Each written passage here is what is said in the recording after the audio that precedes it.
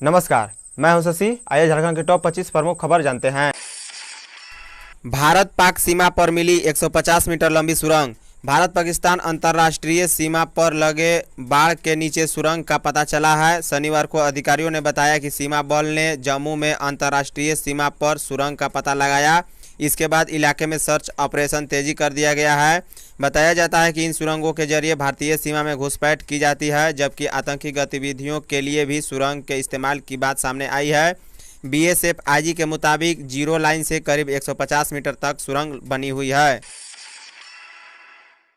Corona जांच में निजी लैब और निजी अस्पताल मरीजों को लूटने में लगे हैं। कुछ निजी लैबों में आरटीपीसीआर जांच के लिए सैंपल लेकर एंटीजन जांच कर उनकी रिपोर्ट दे दी जाती है, जबकि कुछ निजी अस्पतालों में बिना सरकार की अनुमति के ही एंटीजन एंटीबॉडी टेस्ट हो रहे हैं, जिसे लेकर रांची के उपायुक्त छवि रंजन को इस बात की शिकायत मिली है। डीसी के निर्देश पर रांची सिविल सर्जन डॉक्टर विजय बिहारी प्रसाद ने शुक्रवार को एक छापामारी दस्ता का गठन किया है। झारखंड में परीक्षार्थियों पर लागू नहीं होंगे लॉकडाउन के नियम। झारखंड में लॉकडाउन 30 सितंबर तक बढ़ाया गया है, लेकिन नीट और जेईई जैसी प्रतियोगी परीक्षा देने वाले विद्यार्थियों के लिए राज्य की हेमंत सोरेन सरकार ने बड़ी राहत की घोषणा की है। सरकार ने कहा है कि परीक्षा देने वाले विद्यार्थियों पर लॉकडाउन के नियम लागू नहीं होंगे। यहां तक कि कंटेनमेंट जोन में रहने वाले छात्र छात्राओं को भी इम्तिहान देने के लिए जाने से नहीं रोका जाएगा। झारखंड में 1299 नए संक्रमितों की पुष्टि हुई, जो रांची से 257, पूर्वी सिंहभूम 233, गिरिडीह 78, दुमका 65, सरायकेला 53, पलामू 46, खूंटी 42, गोड्डा 42, चतरा 41, हजारीबाग 41, बोकारो 66, कोडरमा 35, रामगढ़ 55, पश्चिमी सिंहभूम 28, देवघर 28, साहेबगंज 26, धनबाद 60, गढ़वा 19, सिमडेगा 15, गुमला 11, पाकुड़ 8, जामताड़ा 24, लोहरदगा से 1 मिले हैं। झारखंड में कुल संक्रमितों की संख्या 37,112 है, जबकि 25,216 लोग स्वस्थ हुए और 398 की मृत्यु हुई। भारत में कुल संक्रमितों की संख्या 35,39,712 है, जबकि 27,12,520 लोग स्वस्थ हुए और 63,657 की मृत्यु हुई। भारत में नए केस 78,479 मिले हैं, जबकि 64,982 लोग स्वस्थ भी हुए।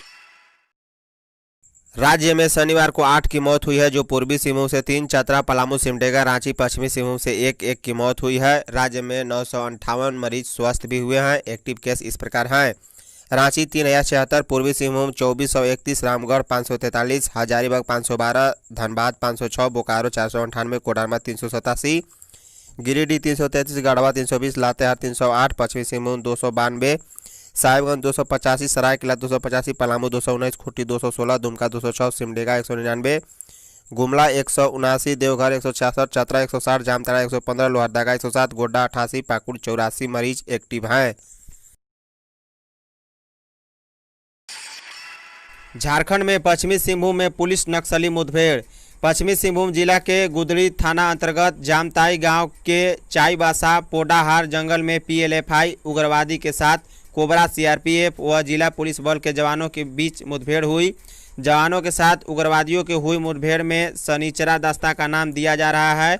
बता दें कि मुठभेड़ के दौरान जवानों को भारी पड़ता देख नक्सली जंगल के रास्ते भागने में सफल रहे। पुलिस कर्मियों के लिए 50 लाख के बीमा की हो सकती है घोषणा। संक्रमण काल के दौरान झारखंड के पुलिस कर्मियों के लिए 50 लाख का बीमा कराने की घोषणा जल्द हो सकती है। पुलिस मुख्यालय में डीजीपी एमबी राव के नेतृत्व में डीआईजी कार्मिक ए विजय लक्ष्मी व Jharkhand police men's association, Jharkhand police association व झारखंड चतुर्थ वर्गीय एसोसिएशन के सदस्यों की उपस्थिति में हुई बैठक में यह बात सामने आई है।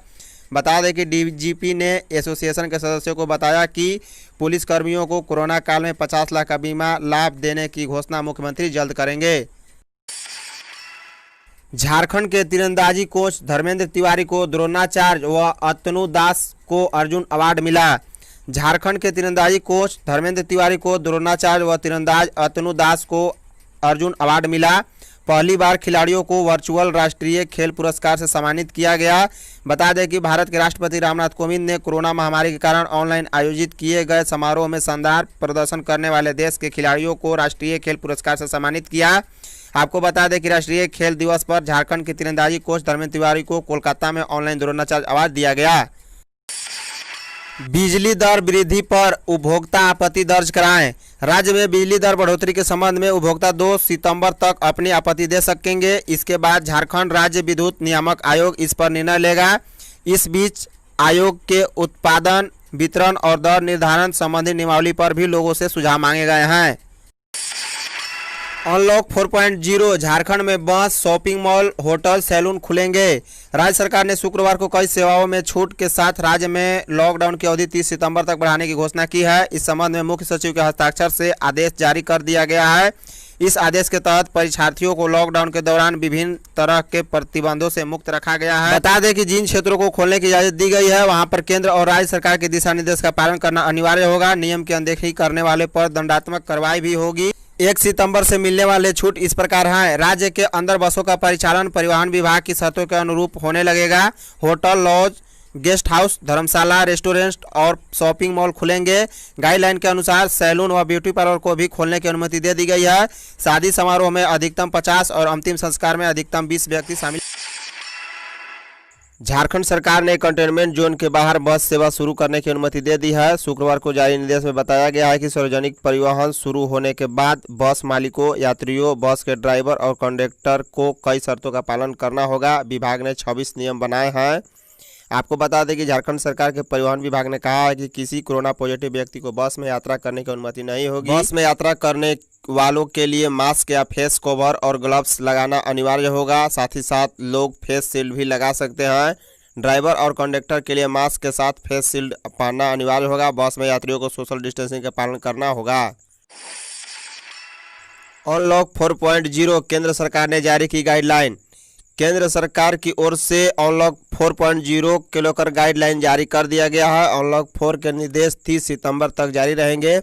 बता दें कि कंटेनमेंट जोन में लॉकडाउन का सख्ती से पालन किया जाएगा, जबकि कक्षा 9 से 12 तक के विद्यार्थी अपने स्कूल अपनी इच्छा से जा सकेंगे और शिक्षक से संपर्क भी कर सकेंगे। बता दें कि 21 सितंबर से सामाजिक, मनोरंजन, सांस्कृतिक, धार्मिक और राजनीतिक कार्यक्रमों को करने की इजाज़त होगी, लेकिन यहाँ 100 से ज़्यादा लोग उपस्थित नहीं हो पाएंगे।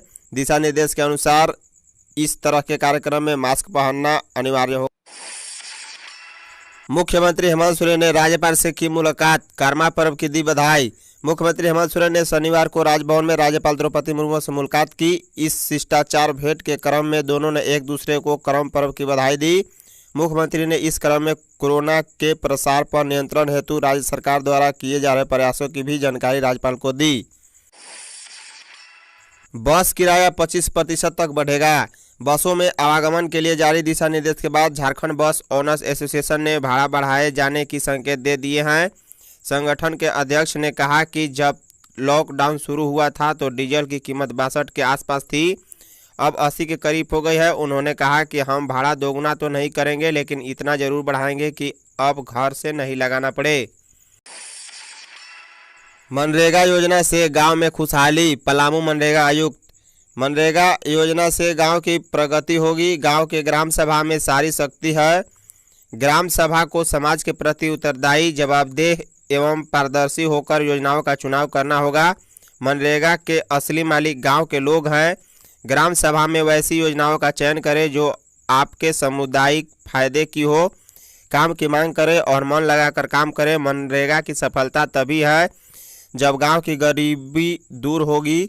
यह बातें मनरेगा आयुक्त सिद्धार्थ त्रिपाठी ने कही। रामगढ़ उपायुक्त ने जारी किए अनलॉक गाइडलाइंस। सरकार के आदेश के बाद रामगढ़ डीसी संदीप सिंह ने शनिवार को अनलॉक गाइडलाइन जारी किए हैं। उनके इस निर्देश के बाद अब बाजारों में रौनक एक बार फिर से लौटने की उम्मीद जगी है। शहर के प्रमुख चट्टी बाजार से लेकर बाजार टांड और मेन रोड में बंद पड़ी कई दुकानों के शटर आज खुल गए। शॉपिंग मॉल और नाई की दुकान भी लोगों ने खोल दी है। करम पर्व प्रकृति के साथ समाज के समरूपता का परिचायक, हेमंत सोरेन। मुख्यमंत्री हेमंत सोरेन ने करम पर्व की झारखंड वासियों को शुभकामनाएं दी है। मुख्यमंत्री ने शनिवार को कहा कि प्रकृति महापर्व करम पूजा हमारे संस्कृति की धरोहर है। यह प्रकृति के साथ समाज के समरूपता का परिचायक भी है। ग्रामीण विकास मंत्री से मिले विजय हंसदा। राजमहल लोकसभा क्षेत्र के सांसद विजय हंसदा ने पाकुड़ परिसदन में राज्य के ग्रामीण विकास एवं संसदीय कार्य मंत्री आलमगीर आलम से मुलाकात की। हंसदा ने मंत्री जी को क्षेत्र की बिजली, पानी, सड़क, स्वास्थ्य एवं ग्रामीण विकास से संबंधित समस्याओं से अवगत कराया। ग्रामीण विकास विभाग और बीआरएलएफ के बीच हुआ 565.57 करोड़ का करार।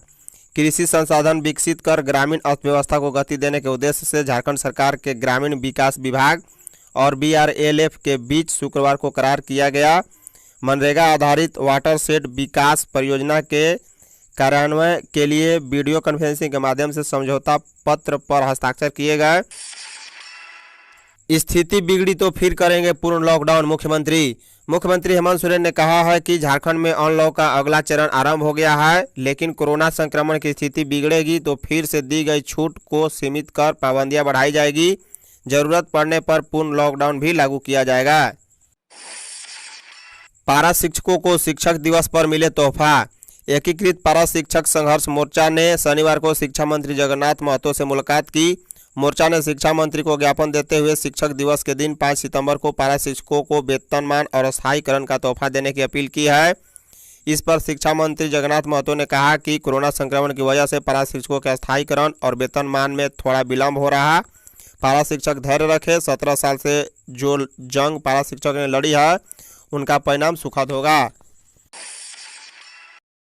राजनीतिक दबाव पर मुकदमा दर्ज कर रही पुलिस। बाबूलाल मरांडी। भाजपा विधायक दल के नेता बाबूलाल मरांडी ने मुख्य सचिव सुखदेव सिंह को पत्र लिखकर आरोप लगाया है कि पुलिस व्यक्ति द्वेष और राजनीतिक दबाव में मुकदमे दर्ज कर रही है। ऐसे मामले में उन्होंने जांच कराकर दोषी अफसरों के खिलाफ कार्रवाई की मांग की है। उन्होंने कहा है कि यह नहीं भूलना चाहिए कि सरकारें आती जाती रहेगी। पुलिस अधिकारी एक स्थान से दूसरे जगह चले जाएंगे, लेकिन दस्तावेज जिंदा रहता है। रांची पुलिस ने बगैर मास्क पहने 434 का काटा चालान। कोरोना वायरस संक्रमण तेजी से फैलने के बावजूद आम लोग मास्क पहनने को लेकर गंभीर नहीं है। मास्क नहीं पहनने वालों को लेकर ट्रैफिक पुलिस लगातार अभियान भी चला रही है।